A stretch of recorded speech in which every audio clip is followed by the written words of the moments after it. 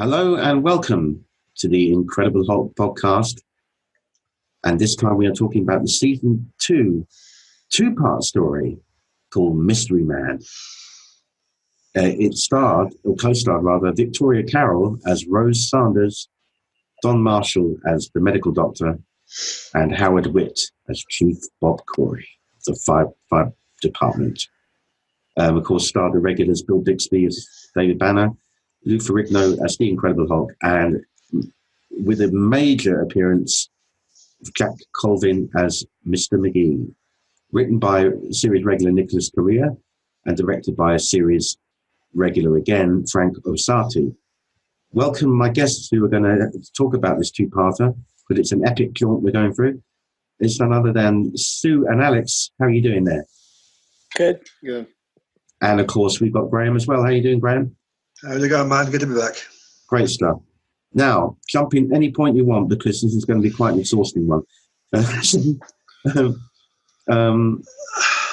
opens, I'll just give you a little bit about how it opens. Basically, it opens with David on the road as always, and this speeding car comes towards him and he's hitching the ride. The car screeches to a halt, and there's none other than the cowgirl behind the wheel, who's Rose, of course, played by Victoria Carroll, and she offers to give him a lift. You know what? Interesting premise to open the two-parter. You've got a scorned, shall we say, wife who's on the road to win back her man. And it doesn't go according to plan because within 3 minutes she's thrown from her vehicle and never seen again. Well, Good cameo, though. Yeah. I mean, she's never seen again in the story, but she is alive in the hospital. Yeah. She's a terrible driver. Terrible driver, She was the worst driver ever. Reckless ain't the word. Yeah, and of course that was the days when they didn't have to wear seatbelts. Yeah. But she was looking sideways, not down the road, the whole stinking time. She kept looking at David and saying, "That horrible hussy's gone and taken my man." And she's off to get to... The bull ain't the only thing he's riding. Yeah. She's gone to confront him, yeah. I'm going to get him back, yeah. So you wanted a ride, didn't you? That's not the kind of ride he was looking for. Yeah. He said, "Lady, keep your eye on the road." Yeah, he was shaking himself. Yeah. It was a bit of a white-knuckled ride there. Yeah, he was gripping that, the old top there. Anyway, she doesn't keep an eye on the road, and they career off and crash into, As a result of which, she ends up in the Santa Fe Hospital, by there, yeah. Of course, we just we spoke about a Hulk out there. Sorry, my bad. We had a Hulk out. Because the car was upside down, right, and the grass was on fire, and it was scary stuff. And essentially, as a result of the Hulk, we stop people dying in the car when it explodes. So, have you noticed that Hulk out mirrored the same thing that happened to David in the pilot? With the car in the rain and all that. It was the reverse of that. Whereas his wife got thrown out of the car. Sorry, he got thrown out of the car, and the wife got stuck in there. This time round, he's stuck in the car, and the woman got thrown out. You mean the wife number one? Yeah. Yeah. So it mirrored that really. So it was just he's trapped this time, but luckily he's got the power of the Hulk, whereas before he didn't. Yeah. Well, let me tell you something, brother. Oh, wrong Hulk. But no. I must say though, good setup for this, whereby he ends up in the Santa Fe Hospital. And McGee's closely on the trail, and you think, oh shit, how's he going to get out of this one? McGee bribes a receptionist with fame and fortune. He walks in the room, the doctor bends over and he's got a full facial cast on. He looks like the Invisible Man, yeah. With the bandages. Yeah. Eat your heart out, Peter Brady, yeah. But just before that, you I'm sure you were thrilled to see the scene when, after the car blew up, that Lou Ferrigno's wig was on fire. Yeah. Yes. I know you have a lot of Michael Jackson, pre-Michael Jackson. Yeah, pre-Michael Jackson. Fuck you, Pepsi. But yeah. So he had a bit of lightage. on his wig. Yeah. I don't know if that was intentional or no. If that was No, that was intentional. I think that was intentional because it was connected with the wounds that he got with them. That why he had to wear the mask. I think he got some like, mild burns. Fair enough. Yeah. So I imagine that linked to that because he was holding his face before he fell down as well. Yeah. The Hulk, and then they find her. The police turn up, find the girl, get her to. She's in bad shape apparently. And they finally find him. Yeah. So they both get them back to the same hospital, as you said, and that's where McGee picks up on it. Amnesia, yeah. And he's got amnesia, yeah, which is rather, which plays into it really well, of course. It's a very interesting way in terms of how you can have a couple of episodes with they two together, which I find very interesting, and fair play to the writers for doing this. I watched Bill Bixby and what's his name again? Jack Colvin. Jack Corbin have a couple of episodes together with the whole "catch me if you can" element to it. So that was quite good. Yeah, it was a nice take on it, wasn't it? It was an interesting way of getting them both together by having memory loss and also the fact that his face is covered up, so it's kind of like convenience there. And of course, not till the end, we'll get to it. Of course, that McGee realizes that was the very man he was with, for nearly a week. That becomes a Hulk. But so essentially, what happens after the hospital scene is, all right, I've got a feeling this guy knows something. He can't remember who he is, so we're going to Los Angeles to consult a therapist. Yeah, a guy who's involved in like memory loss and stuff like that. Yeah, especially. So the register charters a plane, and I think you know where this is going. The pilot's no longer for this world. There's something like a bad weather comes in, which seems to be the bane of their life in this story. Actually, a lot of weather problems and all sorts of things going on. The elements are really attacking them in this. But it ends up this a heavy storm, turbulence, and so on, and he has to land anywhere he can. Unfortunately, he gets hit by lightning. Yeah, and they crash clear into the. And it shuts down one of his engines. Yeah. And the pilot doesn't survive, unfortunately. Yeah, he was up front. He bared the brunt of it and headlong nose dived. And so as a result of which, McGee's got a dirty leg. And for several days, you have to get a bit of the wing. And essentially, David is the husky. Mush.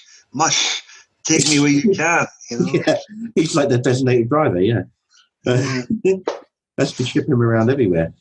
But it's interesting though. He finds that he's ever resourceful. David, instantly he's in alert mode and he's getting the first aid kit out of the plane and he's putting a splint on Jack's leg and patching up as best he can and stuff like that. He's looking at the map for a way to get out of there. Interesting. His memory is through all this. His memory is slowly but surely falling back into place. We should emphasise that. Yeah. There's even a stellar conversation there at the campfire overnight where Jack's piecing together the information for him by telling him his past. That's right. He says, I think the more you tell me, the more you tell me about yourself, the more I might remember about myself. Yeah, so Jack's basically relaying to him his previous experiences with the Hulk, and it's slowly but surely opening doors. So yeah, he starts getting these flashes. And every time, they're flashes of only the Hulk, though. So, and then he has these other flashes of the Hulk and he in a desert, and the Hulk is in a cage at the first one, and then by the time that they're talking in the fire or around the fire, like the scene that you guys are talking about. Yeah, the Hulk is standing there face to face with him outside the cage, looking him in the face. Yeah. Yeah, they all those clips we saw, all those flashbacks were all from previous episodes, Yes. That one was that clip of that sequence was from Married, when he was I like it how they incorporated those flashbacks to previous episodes, because you even get the flashback for the pilot when McGee's telling him what happened to Banner.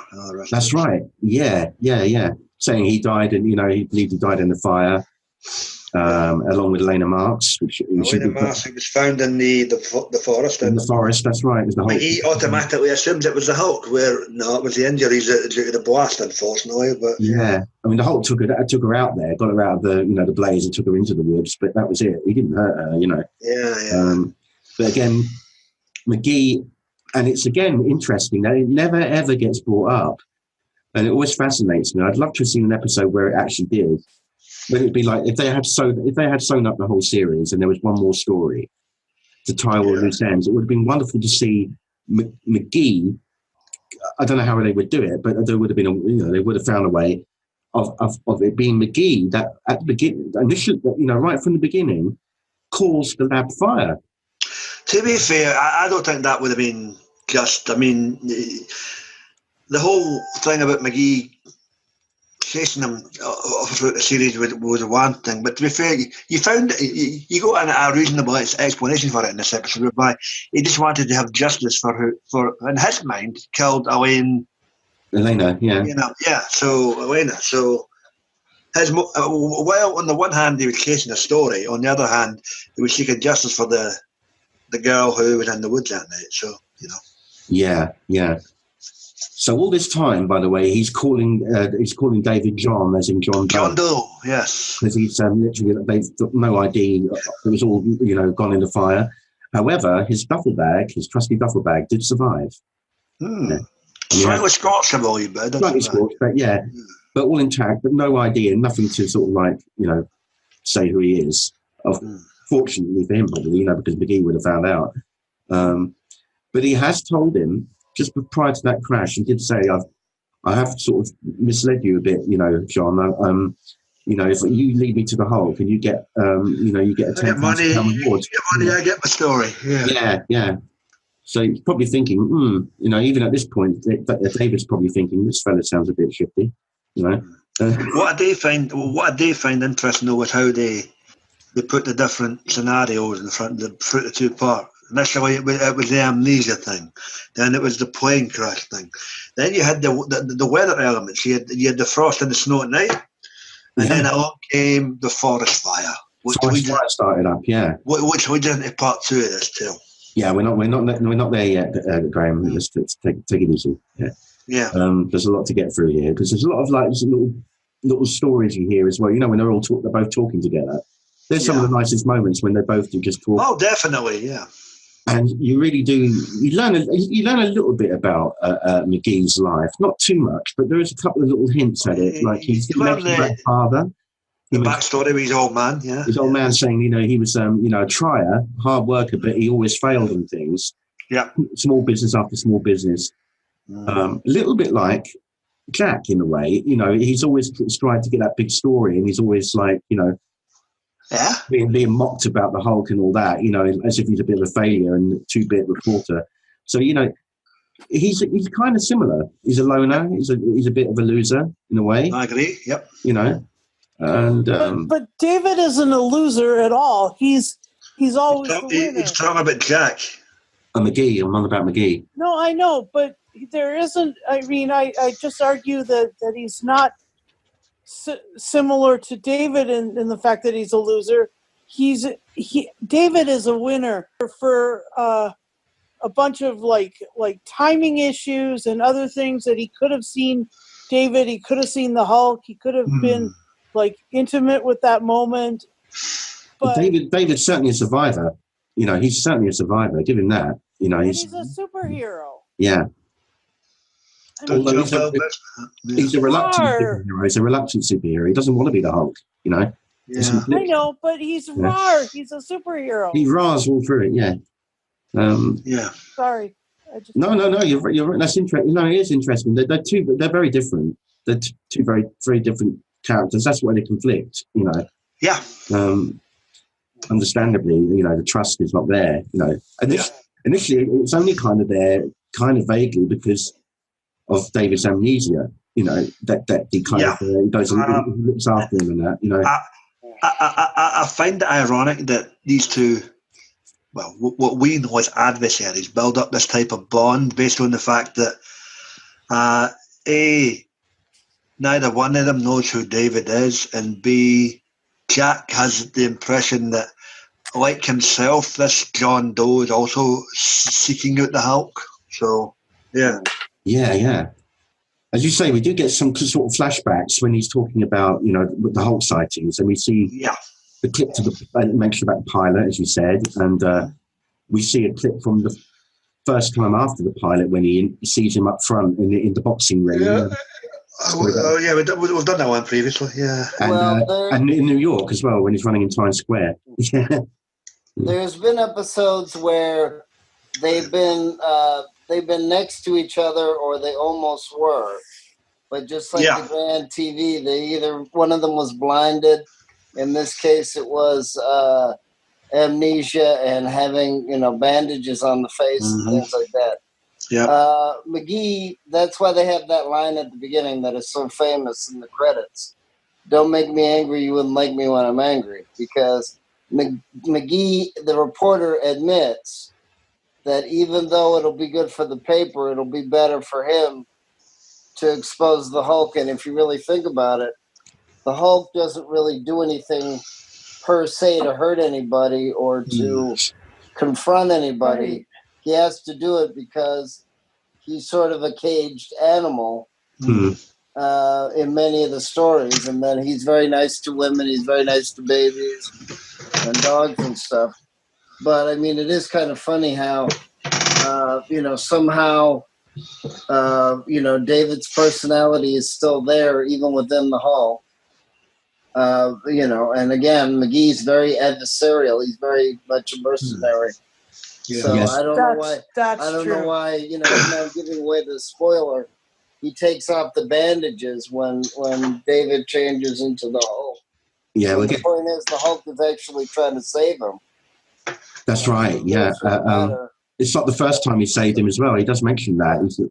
He said, "This Hulk saved you, didn't he?" One time. It was a time when they were in Las Vegas, and he saved him from being buried, alive by that dumpster thing, but he says, it's still that niggly doubt about whether the Hulk is a killer, Yeah. But he's still not buying it. As I say, you get a rapport between the two. You get Merrill and McGee's backstory, and by the time you get to part 2 of this tale, where the fires are raging and the wolves are hungry. It's interesting. It's also interesting that David is, as I say, resourceful, and he makes this makeshift structure for McGee out of a part of the plane wing and the seat plane wing, so a sled type thing. Yeah, and like this harness, like the seat belts from the back, and he puts it around and he drags him behind. Very, very clever, I thought. And that's the way you can sort of ferry him around, but it's very difficult, rough terrain, and I find it ironic, though, that he's done all that. He's made him a splint for his leg, and McGee doesn't twig. Oh, could you be a doctor? Yeah, But yeah. Oh, I think he does. I think he does. Did he? I must have missed that. That might be in the second part, though. When when they have another chat, I think there is. I think he's. He does sort of say to him, maybe you were, a doctor. Maybe you were some kind of doctor. Said, maybe I heard the term medic. I might have missed that. But yeah, a medic or a doctor. Yeah, and he's sort of David's sort of looking thoughtfully, on, and he can't really recall himself that much. But he's probably jogging something. Each time he speaks to him, it's jogging a memory. Yeah. But anyway, they go along, and then as you see these, you got the planes out there searching for them still. Yeah. But because where they landed, a lot of the trees fell and kind of covered the plane. The forest area. Yeah. So they couldn't see down there where it might be. And they can't, locate if it's any survivors either. So they just said we'll have to put the search off till tomorrow. Yep. The weather's starting to, get bad again. Yep. And the forest fires are spreading even more. Mm-hmm. So now they've got that problem of the forest fire, coming towards them. And they've got to get out of there. Yep. And they've got 48 miles to the nearest bloody town. Was it 48 minutes by the time the forest fire hit? Maybe a wee bit less than that by that time, but still, it was still. Maybe, yeah, because I mean they were there for a few days, so they, it stretched over about nearly a week. They were together. It was a long period. Yeah. So there were different things were happening over several days, but but initially when David was not bad. I think at one point, as a result of the forest fire, they had to turn back and go in the opposite direction. Was that the case? The cliffhanger? Yeah, something like that. Yeah, because it was drawing in. Apparently, it was starting to draw in all around. Yeah. And that's when we get the cliffhanger because McGee. We told him to stay down on the section. McGee gets up. He's very stubborn. He gets up and he joins David because David went over the hill to see what was going on. He smelled smoke. Yep. And there's the forest fire. Yep. And the fire's all there, and from some distance, probably a couple of miles, but it's moving in. And he said, "Look, Jack, your story won't be worth zip if we fry. Yeah. We can't get out of here. So come on." And it ends on like a freeze frame. Cliffhanger. Yeah. And it was really good the way they cranked that up. Brilliant. Like a freeze frame on the two of them and pulling him away. Mm-hmm. And that's how part one ended. On that. Wow, man, a lot happened in that first part. Jeopardy after Jeopardy. It was really, really well done and very tense. Can't complain. Nope. Tense, I mean. So let's hear you guys because we split that. Obviously, it's 2 parts we're covering. So let's just give you a summary of part one because it's a hell of a part one. I found it really intriguing that, again, just to see Bixby and old McGee together for so long without having to dodge one another. It would give you a real emphasis and backbone of how these two actors work together, and I found that really interesting. Yeah, it was great. I'm so pleased they done that. I really am thrilled they did that because they needed that more screen time like that, Okay, it was just a way of finding the writers having an ingenuity, the ingenuity to bring them together. Something so simple, yet it solves the problem. Yes, exactly. Yeah. What about you guys, Alex and Sue? What do you think about this? The first part of this? Well, I like the, it's sort of like a trope, a thing that the hero in anime, in Japanese storytelling, almost gets amnesia. They never know who they are. I think that this is the one time when, David Banner doesn't know who he is, doesn't know what he's capable of. He doesn't know that the Hulk is part of him, and he's still a man of great integrity, great strength, compassion. He's helping McGee, risk taker. I mean, he got in the car with the crazy cowgirl, and then he got in the plane. Yeah. I mean, he's just had a hell of a time with transportation. I'm thinking how unlucky he was. He was in 2 crashes in one day, Yeah, bad ones. Hugely bad ones. Yeah. Terrible. No, hang on. To be fair, the car was one day, and I think the plane was a couple of days later. Yeah, a couple of days. All right. Well, anyway, still pretty unlucky. Terrible luck with transportation during that time. Yeah. Anyway, that's my take on it. Oh, and I like the car crash Hulk out because, the fuel dripping and the grass starting on fire.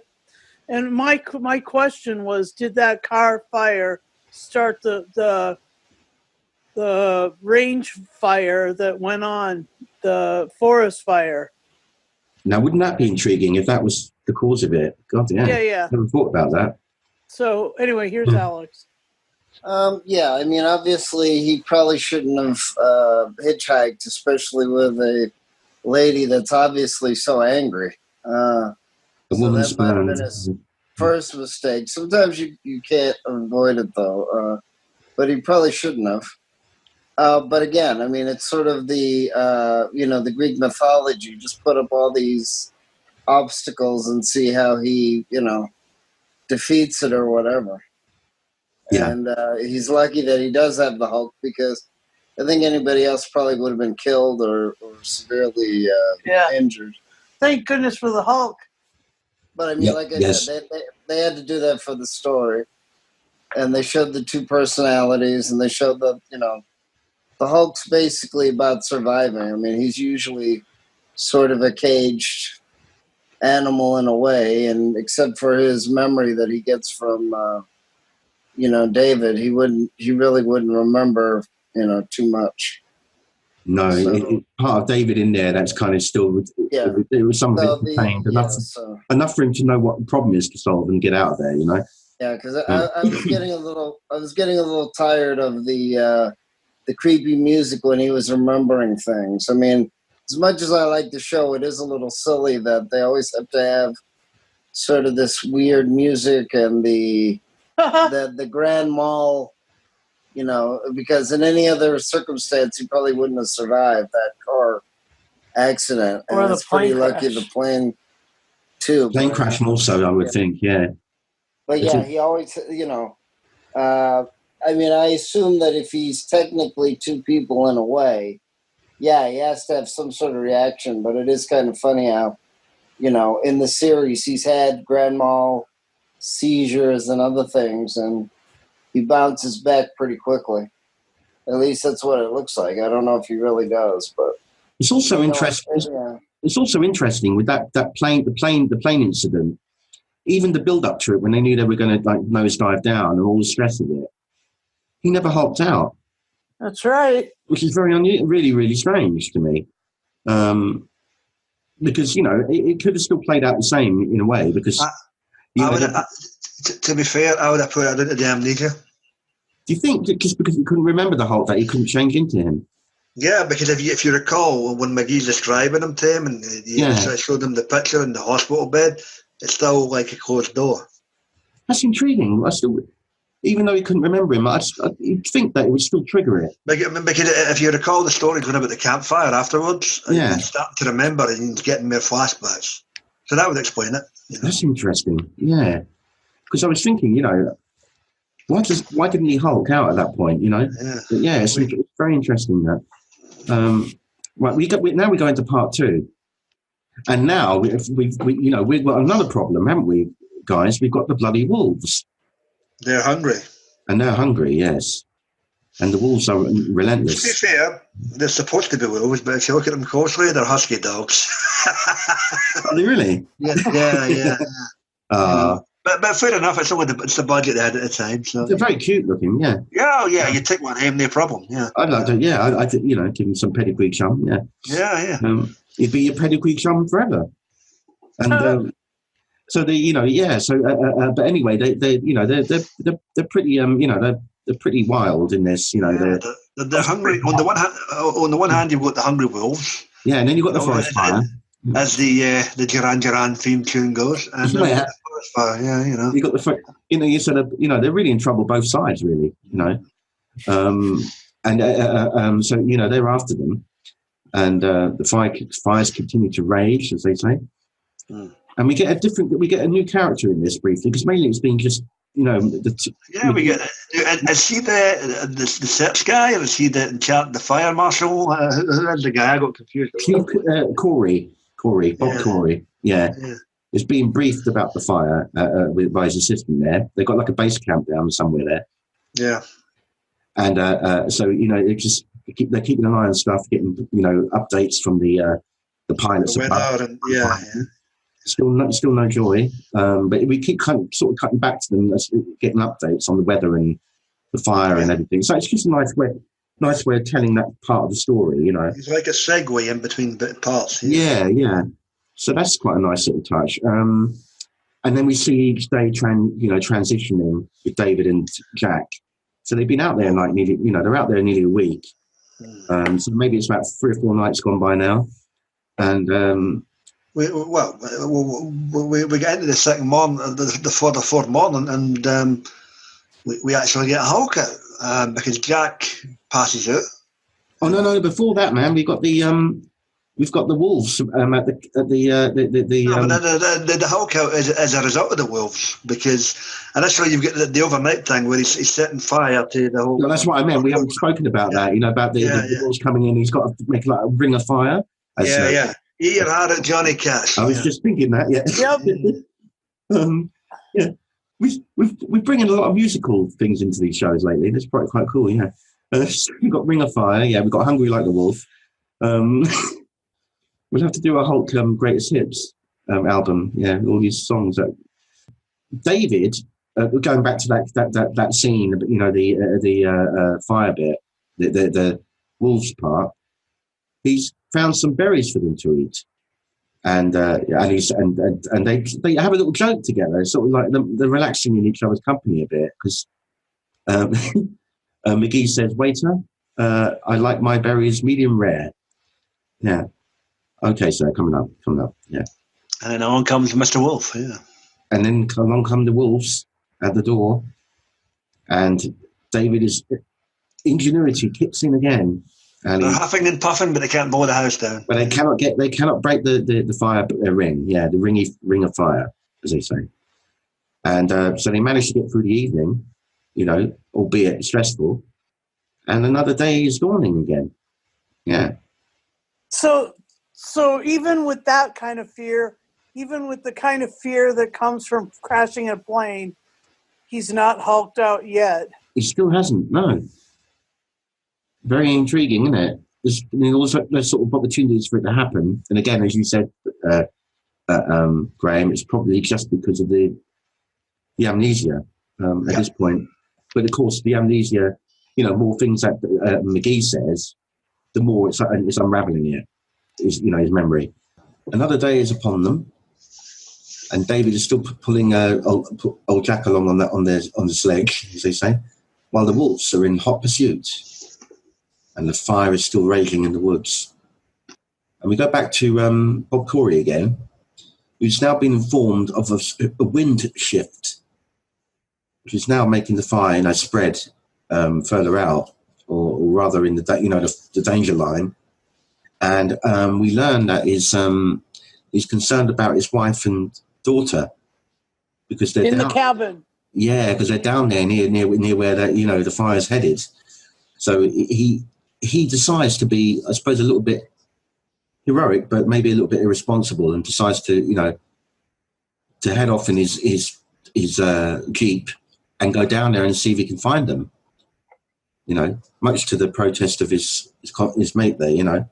So off he goes, and that we see more of that later on.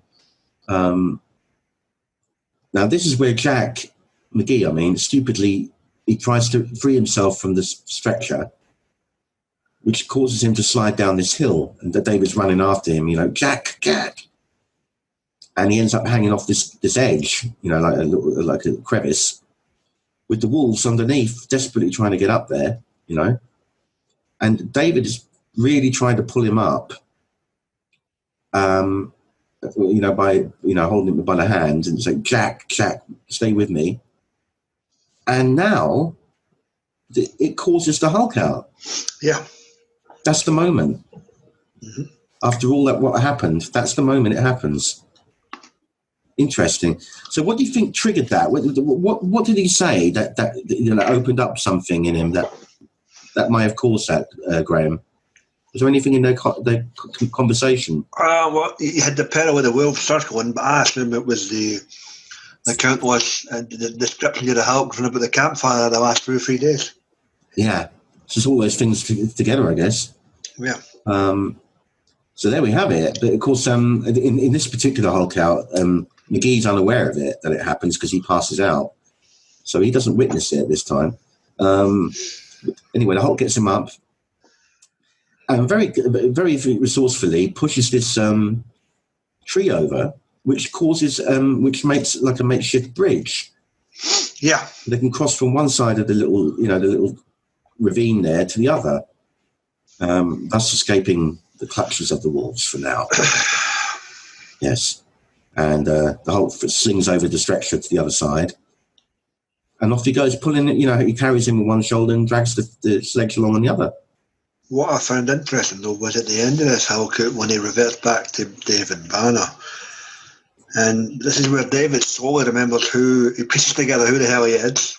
And, you know, and he looks into the hip flash, sees his reflection, and then he recalled all the instances with McGee in the past. And it's like, oh, right. But although, to be fair, the bandages mysteriously get back on, but I found it interesting how the Hulk happened and the bandages were removed at the beginning. You know, he metamorphosizes into the Hulk and the bandages go bye-bye.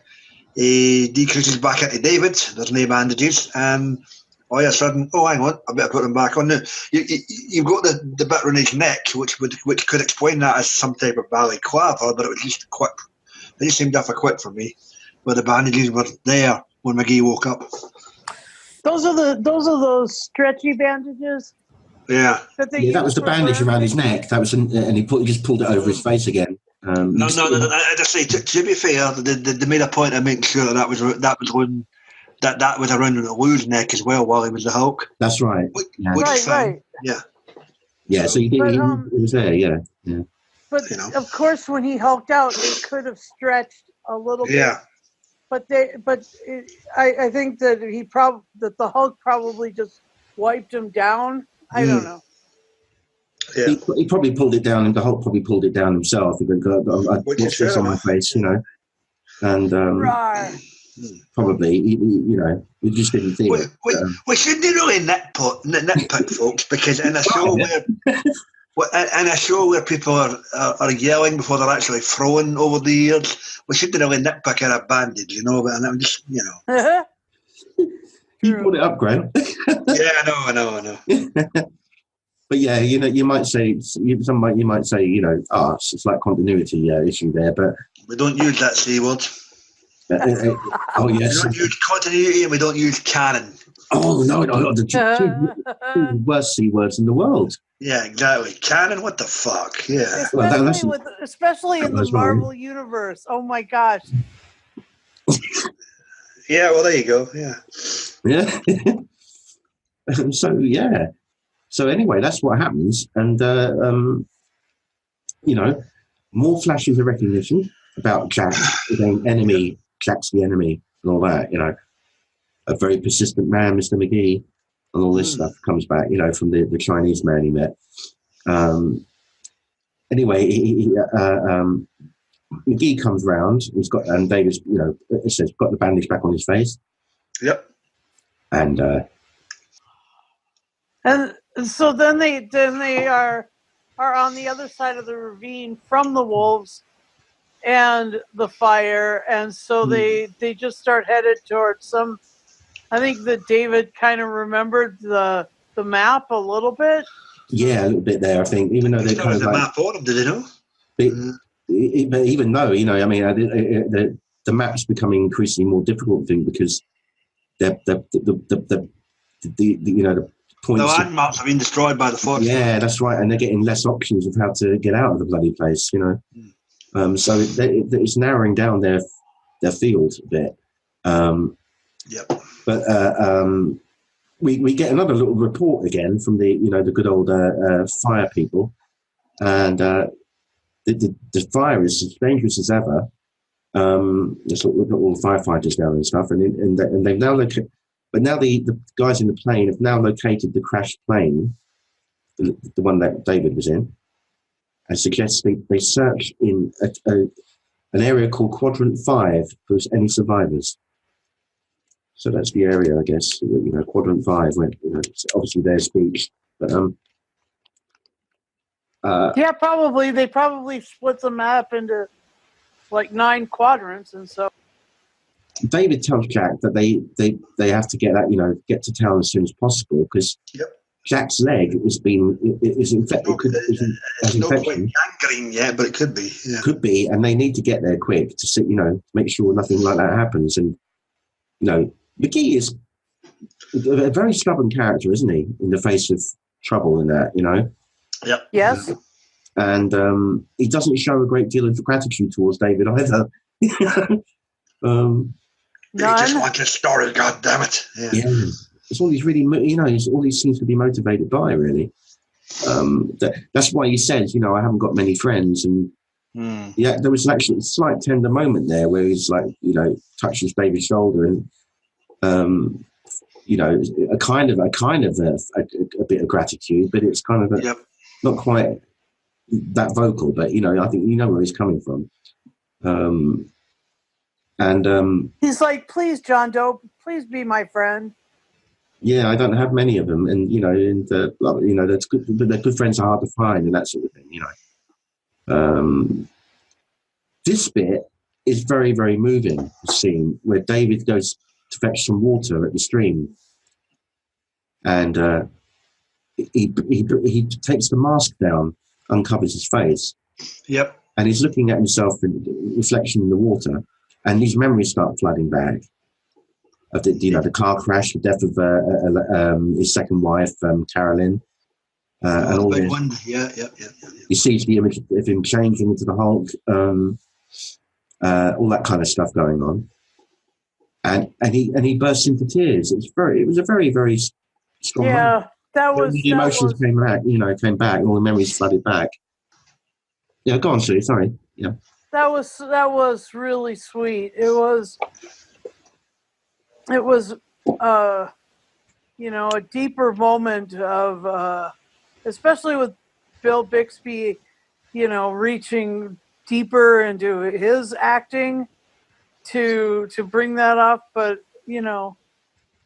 for the character it was like he'd experienced quite a lot of tragedy and quite a lot of persecution, and everybody had basically trashed on him, especially just David. He changed his name to all those other names, and still the same sort of ugliness followed him. And so, yeah, of course he's got to eventually feel that. And so this was his, I'm gonna cry until I feel better kind of cry. And it was amazing. And Bill really pulled it off. He went deep into that space and pulled all that out. And yeah, nice. And now, of course, he realizes that not only is he the Dr. David Banner, but he is also the Hulk. Yes. So two shockers have come to him. He's now the man that changes into the creature that the very man he's with is after. Yes. So it's a real. Obviously, you would imagine it's a huge shock to the system. It's a revelation. Yeah. Massively, yeah. So of course, it's understandable why he would be overcome, by emotion there. Meanwhile, as that happened, Corey is worried about his wife. So he's still, continuing to search for her down at the cabin there, if he can get there, that is, Welcome to the B plot, kids. Yeah. Yeah.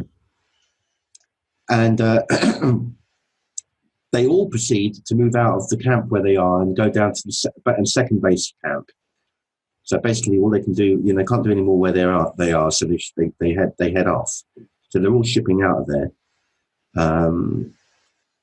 Meanwhile, Jack sees a road in the distance, just faintly behind all the fallen trees, thinking, this is the way out. But he goes recklessly again, heading down there with the help of this big stick that he's got, down to try and get to the road. And David, of course, runs after him, and a tree falls and traps Jack underneath. And David's frantically trying to pull him out. And, of course, for the first time ever, McGee witnesses the change right before his very eyes. Nice. Rawr! Yeah. Mm. And that changes the story that he's going to write. Yeah. I mean, up until this point, he thinks it's just a mutation like Bigfoot. Well, no, this is the point he finds out that it's actually a man behind the beast. Yes, it's actually a man, and it's the very man he's been with for nearly a week. Mm. And it's a man named John Doe. It's a man named John Doe, that's right, yeah. But again, it's interesting again that it still remains intact. And McGee doesn't know that's Banner. But Banner knows he's Banner, finally. And, of course, knows he's the Hulk as well, and knows McGee is a bit of a rotter. Yeah. So the Hulk, but ever, still attached to Banner's intellect in a sense, still helps McGee get out of there, and gets him out. They get on a road, and this is when they finally bump into Corey, who's managed to find his wife and daughter. Yep. And they're in the vehicle together, and the Hulk sort of appears on the road in front of them, and they, pull up. And it's really nice that the Hulk is like handing McGee over to them so they can get medical help for him. Yeah. And he stands there looking quite concerned for McGee, looking at him kind of like touchingly before he ends up fleeing away, look after him kind of thing. It's quite nice. Yep. Despite all what they went through, Interesting. And despite McGee's intentions to capture the Hulk and all this, and hound him, and he still was concerned for his welfare. So I like that. Yeah. Yeah. So the Hulk, off he goes again, and it looks like Corey and the family are going to be all right. And they obviously get McGee back to, as we do see McGee in the hospital. Yeah. In a huge plaster. His foot, the bit on the bottom of the foot looks huge, massive. Yep.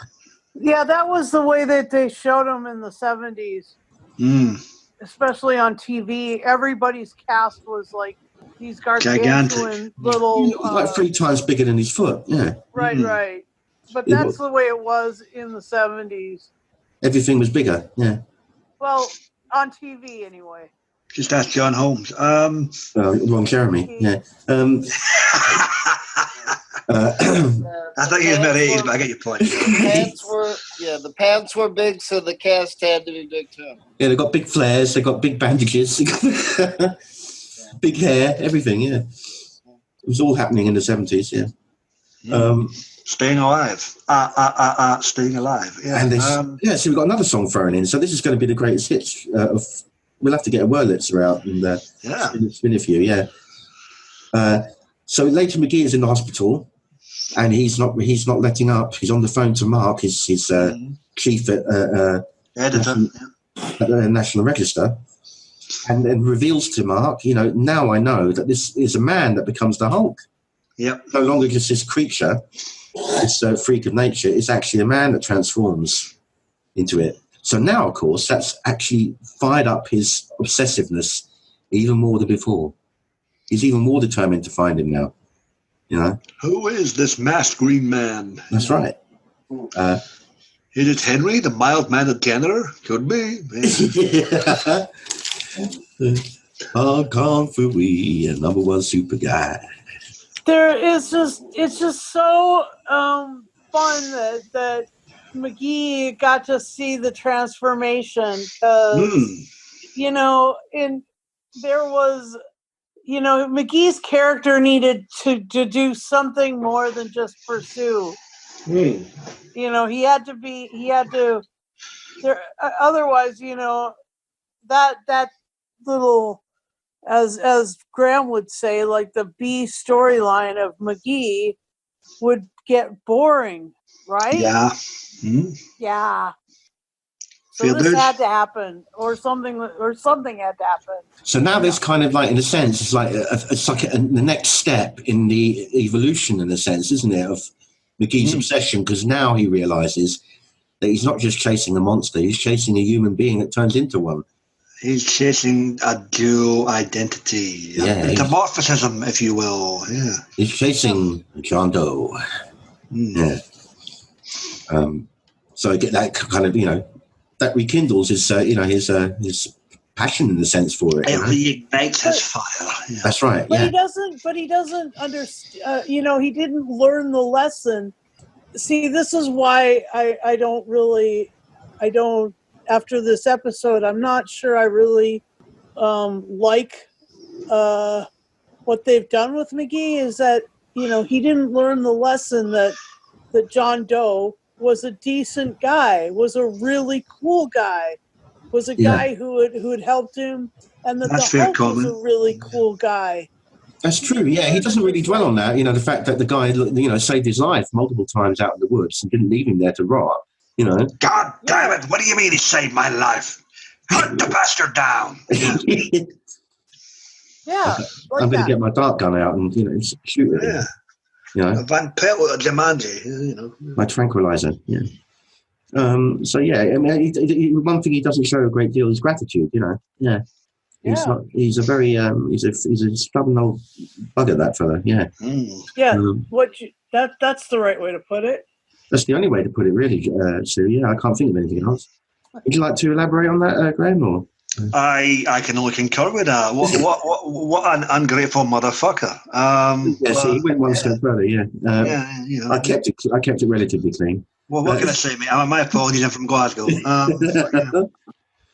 Well, he is a stubborn old coot, as they say. That's another C word I can just get away with. No, that's coot, people, not the other C word. You're fine. Yeah. No, I didn't do that one. No, but we did do the other two C words earlier, didn't we? We went through those. What cordial? Yeah. No. Canon and we don't need continuity. to say those. Yeah. Sorry. Especially not in a Marvel universe. Especially, exactly. Yeah, especially in the Marvel universe. Yeah. So anyway, after all that, poor old David is back to the usual, walking down the street. Back on the road again. Like Wally Nelson says, on the road again. There's another song for you. Bloody hell, how many have we got now? I'm going to have to count these. We're going to have enough for a box set collection. We might have to do a release season and see how well we do, mate. Yeah. I'll have to put a playlist together. Yeah. I might even do that. That might be quite funny, actually. Yeah. All songs related to the Hulk.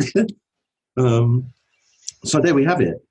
That was Mystery Man. And please, guys, would you like to say the last few words about this? What I think. It ain't easy being green. It ain't easy being green. There's another song. Oh, there you are, another one there. And the green grass at home. There you go. Yeah. Interesting concept. It was good to have a wee bit of banter between McGee and Bigsby and McGee and Banner, as the case may be. So you can't grumble for a two-parter. Yeah, they done it really well. How about you, Alex? What would you like to say about this? Yeah, like I said, I think they should have. I don't know if it really needed two parts, but it was the 70s. I mean, like I said, they did really try, and the series has done very well, and Amazon bought most of it, so somebody else likes it besides us, and we do like it in the comic book, which is it's funny. What I find ironic is, especially with this TV show, with Lou Ferrigno, and in the case of the A-Team, 5-6 years later, with B.A. Baracus, Mr. T, is whenever you saw them on TV, they were fucking giants. And then you put them next to these fucking wrestlers and they're midgets. You're like, what the fuck? Yeah. Well, of course, I mean, again. Those guys are massive. Yeah. That's also partially the camera. Yeah. They did a lot of low camera work, made them look bigger than what they were. That explains it. Yeah, they're actually a lot shorter than you think. Yeah. Yeah. Although Ferrigno was actually taller than Schwarzenegger. That's why he got the part, because Schwarzenegger went up for the role as the Hulk, but he was too short. Right. All right. Well, of course, the other issue is people forget that, the camera adds 10 pounds maybe, but here's the other thing. Tom Cruise isn't even 5'6". So all those guys, they always look taller on film. Yeah, it's just very deceptive on film. So Tom Cruise isn't even tall, but he always looks tall. And Stallone is short as well. A lot of these action stars seem like giants on film. Yeah. And you stick them next to these sports personalities or wrestlers, and they're fucking tiny, and you're like, oh yeah. Or Graham for that matter, who towers over everybody. Yeah, Graham, you're a huge man. Yeah. Well, I'll take that as a compliment. So I mean, it is ironic that some things are but that's also why I like watching 70s stuff, because you don't have 10 million shots of CGI. because some of it does look very phony and cartoonish, and some of it works. You know, it's very tough. CGI works. I really like the fact that this. Oh, go ahead. I like the fact that in this particular 2-part episode, there was it was mostly, you know, natural shots, except for the car and the plane crash. I mean, literally everything was just natural. Yeah, except for the fire sequences and you know, the forest fire sequence, that was all stopped. To be fair, they weren't too bad. They were obviously taken for like actual forest fires and edited in, but you know, they weren't too bad. No, it still conveyed that enough of the tension for you to think that was actually really happening. Yeah, you know? That's obviously archive footage for legit forest fires, and they've just spliced it in. Yeah, they had to do that quite a lot on the show, obviously, because to mount that would have cost a fortune. Yeah. And plus, it would have been not obviously ultimately too dangerous anyway. But, I just say, but in terms of footage, the only thing that was kind of dodgy for me was the thunderbolts and the rain while they were in the plane. You're sitting there going, "Oh, they're in a model here," but other than that, you know. Yeah, there wasn't. They did pretty well, I think. Yeah, it wasn't bad. No, well, it wasn't great, but it wasn't bad. No. I really liked this one. I really did, and I just hope it doesn't get overlooked by people, because this really was a bloody cracker of a story. To have the two of them together for that length of time, and for them to, you know, get to. I think they done it just perfectly, because it was a gimmick. Excuse the wrestling term. It was a gimmick you could only pull off once. You couldn't do it again. So they done it right in this 2-parter. Well, yeah, I mean, obviously, you know, the thing about television and TV back then is, you know, they had to come up with a good hook. They had to come up with a reason for you to watch. Yeah, there you go. So, you know, some of it was the trailer in a way, the TV trailer. What was the... Some of it was the, you know, the fact that, you know, you got to see through good writing that, you know, they had technically, you know, 2 confrontations or, you know, three times that they could have really, you know, really started yelling at each other, and it never went down that road. What was the one back then? Was it NBC or CBS? CBS, I think. Yeah, the Incredible Hulk was always CBS until they went to the TV movies, and then that was NBC. Okay, fair enough. Yeah, like I said, they did a 70s version of Spider-Man. That was also... Don't talk about that. That was god-awful. Yeah, that's why it only lasted 1 season. Yeah, and then, well, it was actually 2. But was it? Oh, dear. I don't know how that happened. That's how bad it was. They split it out 2 seasons, Yeah, they were starting to get rid of it. And then they had Wonder Woman, which was actually on 2 networks. That lasted 4 seasons. Yeah. 4 seasons. Like Frankie Valli in 4 seasons. One of it, no, but one of the TV movie wasn't even with Linda Carter. It was another woman, Kathy Lee Crosby, the blonde. Oh yeah, that's right. They waited a year and tried again, and then toward the second and the third, they went to another network. So Wonder Woman was actually on 2 networks. There you go. Yeah. Being a 2-parter, I really wanted to have more voices on here for this, you know. So I'm really grateful to you all for joining me. It's been a wonderful story to cover. So let's thank my friends here. Thank you so much, Graham, for joining me.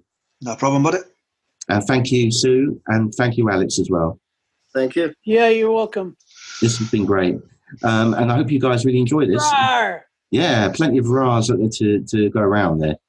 And I hope you guys enjoyed it. And, of course, we'll all be back together or you know, in parts, as they say, for a future Incredible Hulk podcast. So stay tuned for that. And in the meantime, don't Hulk out. Brother? Yeah, very funny. What do you think you are, BA? Baracus? Yeah, Hulk Hogan.